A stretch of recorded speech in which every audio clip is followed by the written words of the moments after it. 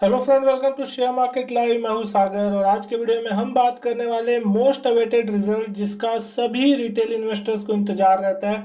और आज हम बात करने वाले आईआरसीटीसी के क्वार्टर वन के रिजल्ट के बारे में। ऐसा इसलिए क्योंकि अगर लॉकडाउन और इन सारी कोविड 19 का किसी एक कंपनी पे सीधा सीधा और सबसे बड़ा असर पड़ा है तो वो कंपनी है आईआरसीटीसी। दोस्तों, यहाँ पे जैसा कि आपको पता है कि रेलवे के जो केटरिंग और साथ ही साथ टूरिज्म कारोबार से रिलेटेड सारे काम है वो आईआरसीटीसी के अंतर्गत आते हैं। और पूरा का पूरा रेलवे का काम जो था वो लगभग लगभग क्वार्टर वन में बंद रहता हुआ दिखाई दिया। तो सभी को इंतजार था कि कितने खराब जो नतीजे हैं वो इस बार आईआरसीटीसी की तरफ से दिखाए जा सकते हैं, क्योंकि ना कोई ज्यादा ट्रेन चलती हुई दिखाई दी है। बहुत ही गिनी चुनी सेलेक्टेड ट्रेन जो थी वो चलती हुई दिखाई दी। लॉकडाउन के समय में कोई प्रकार के बिजनेसेस थे नहीं उसके। तो इस बार किस तरीके के नतीजे आएंगे और क्वार्टर वन के नतीजे कितने खराब रह सकते हैं इसके बारे में आज हम बात करेंगे। तो जो नतीजे सामने आते हुए दिखाई देगा, अगर उसकी हम बात करें तो आप देख सकते हैं स्क्रीन पर जो भी नंबर होंगे वो लाख में है। तो इस चीज का ध्यान देना होगा कि ये जो नतीजे उसको मैं करोड़ में कन्वर्ट करके बताऊंगा। तो सबसे पहली चीज जिसके ऊपर नजर होती है वो होती है रेवेन्यू फ्रॉम ऑपरेशंस की, जो कि इस क्वार्टर में लगभग आती हुई दिखाई दी है 131 करोड़ रुपए की, जो कि पिछले क्वार्टर में थी 586 करोड़। तो एक तगड़ी जो गिरावट है वो आपको क्वार्टर दर क्वार्टर देखने मिलेगी। और अगर पिछले साल से कंपेयर करेंगे तो यह आंकड़ा 459 करोड़ का था। तो 459 करोड़ से भी यह आंकड़ा गिर करके बहुत ही कम होता हुआ दिखाई दिया। और टोटल रेवेन्यू का जो नंबर है वो सिर्फ 156 करोड़ है, जो कि पिछले साल 476 करोड़ था और पिछले क्वार्टर में आंकड़ा 606 करोड़ था। तो ऑलमोस्ट 75% क्वार्टर ऑन क्वार्टर अगर हम बात करते हैं तो टोटल रेवेन्यू गिरती हुई दिखाई दे रही है। लेकिन आगे अगर हम बात करते हैं इसके कुछ और चीजों की, जो कि होता है सबसे important number profit before tax और प्रॉफिट आफ्टर टैक्स। तो प्रॉफिट बिफोर टैक्स का नंबर आया लगभग 29 करोड़ का लॉस। और अगर सारे टैक्सेस को निकाल के प्रॉफिट आफ्टर टैक्स के नंबर के ऊपर अगर हम ध्यान दें तो लगभग लगभग 24 करोड़ 60 लाख का नेगेटिव नंबर यहाँ पे देखने मिल रहा है। यानी 24-25 करोड़ का जो लॉस है इस क्वार्टर में देखने को मिल रहा है। पिछले क्वार्टर में 150 करोड़ का प्रॉफिट जो था इस क्वार्टर में पोस्ट करा था, यानी क्वार्टर फोर के FY20 के। तो वहां से लॉस पोस्ट होता हुआ दिखाई दिया और पिछले साल ये आंकड़ा लगभग 72 करोड़ के प्रॉफिट का था। तो दोनों ही साल के मुकाबले अगर देखा जाए तो बहुत ही वर्स्ट नंबर देखने को मिल रहा है। लेकिन इसके पीछे साफ रीजन है लॉकडाउन और कंपनी का सारा कारोबार का ठप होना। तो दोस्तों, अब यहाँ पे क्या बॉटम बनता हुआ दिख रहा है इसके बारे में अगर हम समझने की कोशिश करें तो दोस्तों ऐसा नहीं है। क्वार्टर टू भी लगभग लगभग इसी तरीके का रहता हुआ दिखाई दे सकता है। हालांकि इससे थोड़ा बेहतर रह सकता है ये कहा जा सकता है, लेकिन अभी भी सारी चीजें सही नहीं है। साथ ही साथ जो ओएफएस है उसका भी ओवरहैंग इस स्टॉक पे बना हुआ है। ईपीएस की बात करें इस क्वार्टर में कितनी ईपीएस निकलती हुई दिखाई दे रही है तो 1.54 रुपीज नेगेटिव ईपीएस इस क्वार्टर की निकलती हुई दिखाई दी है, जो कि पिछले क्वार्टर में 9.41 पॉजिटिव थी। तो लगभग लगभग यहाँ पे आपको 11 रुपए उल्टा नेगेटिव देखने को मिल रहा है वहां से अगर हम बात करें। और पिछले साल के क्वार्टर में 4.5 रुपए की ईपीएस थी। तो डेफिनेटली इस बार ईपीएस गिरती हुई दिखाई दे रही है। तो आपको इसका पी रेशियो भी और बढ़ता हुआ दिखाई देगा। कहीं ना कहीं स्टॉक में करेक्शन आने की संभावना शायद लगती हुई दिखाई दे सकती है।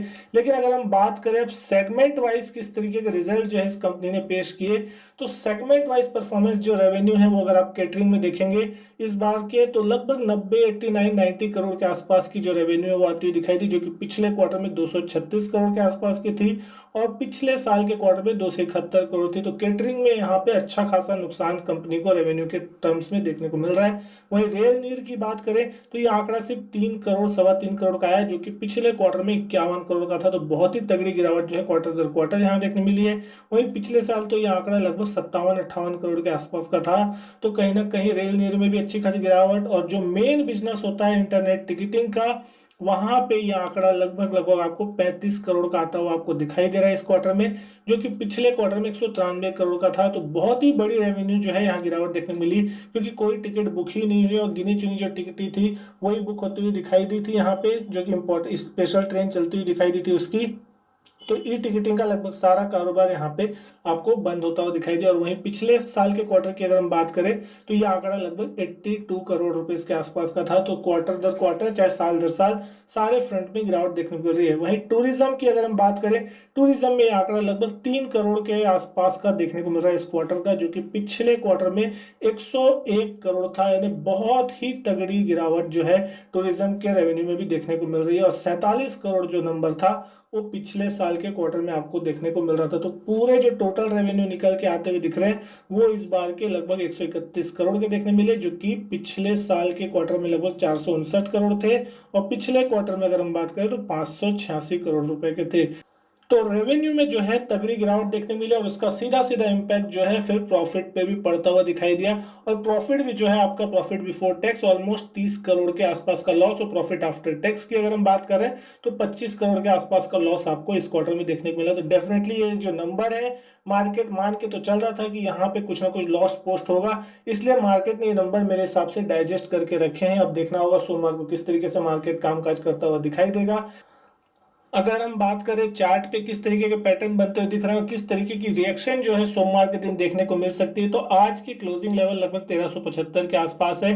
पिछले कई महीनों से ये स्टॉक एक छोटी सी रेंज में कारोबार करता हुआ दिख रहा है। 1550 रुपए का जो लेवल है अपर साइड में काम करता हुआ दिख रहा है, जहां पे आपको एक रेजिस्टेंस फेस होता हुआ दिखाई देगा, यानी कि एक 1550 का अपर बैंड है। और लोअर बैंड की अगर हम बात करें मोटा मोटी तो वो 1200 रुपए 1210 रुपए के आसपास का बनता हुआ दिखाई देगा। और अगर उस बैंड को थोड़ी और छोटी करने की अगर हम बात करें तो वो बैंड आपका 1320 रुपए के आसपास का आता हुआ दिखाई देता है, जहां पे स्टॉक कहीं ना कहीं कंसोलिडेट कर रहा है। बहुत ही छोटे समय में, बहुत ही टाइम से इस स्टॉक इस रेंज में है, कोई ज्यादा खास मूवमेंट देखने को नहीं मिल रही है। वॉल्यूम लगातार ऊपर नीचे होते रहते हैं। आज के दिन का भी जो वॉल्यूम था बहुत ही कम देखने को मिला, लेकिन दोस्तों इसके लिए जो इंपॉर्टेंट लेवल है ये आपको ध्यान में होगा, वो होगा 1320 रुपए के आसपास का। अगर ये स्टॉक 1320 रुपए का लेवल तोड़ देता है तो फिर आपको ये जो गिरावट है कहीं ना कहीं 1210 रुपए, जो कि इसका फिर नेक्स्ट सपोर्ट होगा, वहां तक आती हुई दिख सकती है। और अगर 1210 रुपए का लेवल टूटता है तो फिर इस स्टॉक में फर्दर जो गिरावट है वो नए लेवल की तरफ जुड़ती हुई दिखाई देगी, गिरते हुए दिखाई देगा स्टॉक। लेकिन अपर साइड में अगर हम बात करते हैं कोई लेवल की, तो अप साइड में जो रिसेंट हाई लगा था, जो कि ओएफएस की खबरों के कारण स्टॉक भागता हुआ दिखाई दिया था 2-3 दिन पहले, कहीं ना कहीं वो है 1450 1460 का लेवल, जिस लेवल के पार होने के बाद इस स्टॉक में थोड़ी अच्छी तेजी बनेगी। और इसके फिर प्रीवियस हाई जो है इसके लगभग जो 1550 का बैंड है वहां तक स्टॉक कहीं ना कहीं जाता हुआ दिखाई दे सकता है। एक छोटी सी रेंज में है जब तक ये स्टॉक, तब तक नो ट्रेड जोन ये कहा जा सकता है। या तो फिर ऐसा किया जा सकता है रेंज के बॉटम में खरीदे और रेंज के टॉप में उसको सेल कर दे, बस यही एक अच्छा पैटर्न हो सकता है। लेकिन स्टॉप लॉस जो होगा वो दोनों रेंज के अपर या डाउन साइड में हो। अगर आप बाई कर रहे हैं दिन के लोएस्ट रेंज पे तो वहां पे आप नीचे इसके स्टॉप लॉस रखें, और अगर आप ऊपर सेल करें तो उसके ऊपर स्टॉप लॉस रख दें। हालांकि यहाँ पे शॉर्ट पोजीशन, आप फ्यूचर तो है नहीं इसका कि आप वहां पे शॉर्ट पोजीशन बना सके, लेकिन अगर आप कैश में इन्वेस्टमेंट करना चाहते हैं तो डेफिनेटली एक अच्छी कंपनी है फ्यूचर के लिए, लॉन्ग टर्म के लिए बेहतरीन बिजनेस मॉडल है, मोनोपोली बिजनेस है। लेकिन जिस तरीके के इसके रिजल्ट आ रहे हैं वो मार्केट को शायद पसंद नहीं आएंगे। और अभी ओएफएस का ओवरहैंग भी बना हुआ है, साथ ही साथ ओएफएस कहीं डिस्काउंट में ना आ जाए, इस बात का भी डर मान के चल रहा है मार्केट। क्योंकि जिस तरीके से आप देखें पिछले एचएल के स्टॉक में अच्छा खासा ओएफएस में डिस्काउंट आता हुआ दिखाई दिया और उसके बाद स्टॉक पिटता हुआ दिखाई दिया। तो ये भी सरकारी ओन कंपनी है, तो सरकारी कंपनियों में अगर किसी भी तरीके से ओएफएस में डिस्काउंट आएगा या निचले लेवल की कोई प्राइसिंग होती है तो फिर स्टॉक कहीं ना कहीं उस लेवल के पास एडजस्ट होने की कोशिश करेगा, और उस कंडीशन में फिर स्टॉक में एक करेक्शन देखने को मिल सकता है। हालांकि जो डिस्काउंट के नंबर होंगे वो इस कंपनी में कम होंगे, क्योंकि इस ओएफएस को लोग हाथों हाथ लेने के लिए तैयार हो जाएंगे। क्योंकि जिस तरीके से इसका आईपीओ आया था वो भी बहुत ही जबरदस्त तरीके से देखने को मिला था, अच्छा खासा रिस्पॉन्स भी मिला था। तो इस स्टॉक में दोस्तों अगर लॉन्ग टर्म का व्यू है तो आप बने रह सकते हैं, लेकिन अगर शॉर्ट टर्म ट्रेडिंग का व्यू है तो आपको ये लेवल इंपॉर्टेंट ध्यान में रखने होंगे। बात करें अगर आज के दिन की किस तरीके के कारोबार होते हुए दिखाई दे, तो 1375 पे आज की क्लोजिंग होती हुई दिखाई दी। 4 रुपए ऊपर था स्टॉक, 0.34% की तेजी देखने को मिली। प्रीवियस क्लोज था लगभग 1370 रुपए 85 पैसे का, 1369 रुपए 50 पैसे पे ओपनिंग देखने मिली। 1376 का हाई और 1351 का आज का इंट्राडे लो लगता हुआ दिखाई दिया। तो लोअर लेवल से दिन के हाईएस्ट पॉइंट के आसपास जाके नतीजों से पहले स्टॉक बंद होता हुआ दिखाई दिया है। हालांकि वॉल्यूम की बात करें तो बहुत ही कम वॉल्यूम के साथ स्टॉक ट्रेड होता हुआ दिखाई दिया, सिर्फ 4.5 लाख शेयरों के आसपास के वॉल्यूम थे आज के दिन।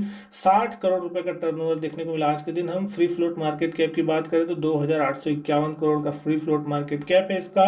52 वीक हाई जो है ऑलमोस्ट 1994 का 25 फरवरी के दिन लगता हुआ दिखाई दिया था, और 14 अक्टूबर 2019 के दिन जिस दिन इसकी लिस्टिंग हुई थी कहीं ना कहीं 625 का इंट्राडे लो जो था और 52 वीक लो वो लगता हुआ दिखाई दिखाई दिया था। लेकिन अगर सिक्योरिटी वाइज डिलीवरी पोजीशन की अगर हम बात करें आज के दिन 3 बजे तक के आंकड़ों की, 3,48,000 शेयर उस समय तक ट्रेड हुए थे और 1 लाख शेयरों की लगभग डिलीवरी उठाई गई। 30% का डिलीवरी परसेंटेज होता हुआ दिखाई दिया, तो ठीक ठाक परसेंटेज कहा जा सकता है। लेकिन वॉल्यूम इतने ज्यादा कम थे यहाँ पे कि इसको कोई खास नंबर नहीं कहा जाएगा, क्योंकि जिस तरीके से पिछले कुछ दिनों में अच्छे खासे वॉल्यूम होते हुए दिखाई दिए थे, तो कहीं ना कहीं उसके हिसाब से अगर हम गिनेंगे तो ये वॉल्यूम कम है। और यहाँ पे आपको जो भी अब बड़ा मूवमेंट देखने को मिलेगा वो मिलेगा सोमवार के दिन। किस तरीके का रिएक्ट आ सकता है नतीजों के दम पे, उसकी भी अगर हम बात करेंगे तो नतीजों के दम पे स्टॉक में कहीं ना कहीं थोड़ा बहुत करेक्शन देखने को मिल सकता है। एक ओवरहैंग जो है ओएफएस का हमेशा बना रहेगा, तो स्टॉक की जो अपसाइड है वो मुझे लिमिट नजर आती है। लेकिन यहाँ पे ज्यादा बड़ी गिरावट की भी संभावना मैं नहीं देखता। अभी भी ये रेंज शायद जिसकी रेंज की हमने बात की चार्ट पे, वो रेंज टूट जाए ऐसा मैं नहीं मानता, क्योंकि नीचे के लेवल पे अच्छा खासा फिर बाइंग सपोर्ट इस स्टॉक में आता हुआ दिखाई देता है। अगर स्टॉक नीचे मिलता है कहीं ना कहीं, तो वहां पे फिर लॉन्ग टर्म के लिए स्टॉक में एंट्री ली जा सकती है। लेकिन तो दोस्तों आज के लिए इस वीडियो में बस इतना ही। अगर वीडियो अच्छी लगी हो तो लाइक कीजिएगा, शेयर कीजिएगा दोस्तों के साथ। चैनल सब्सक्राइब नहीं किया तो चैनल भी सब्सक्राइब जरूर कीजिएगा। इसी तरीके की और भी वीडियो मैं आपके लिए लाता रहूंगा। मैं आपसे मिलता हूं अपने नेक्स्ट वीडियो में, तब तक के लिए good bye and thank you.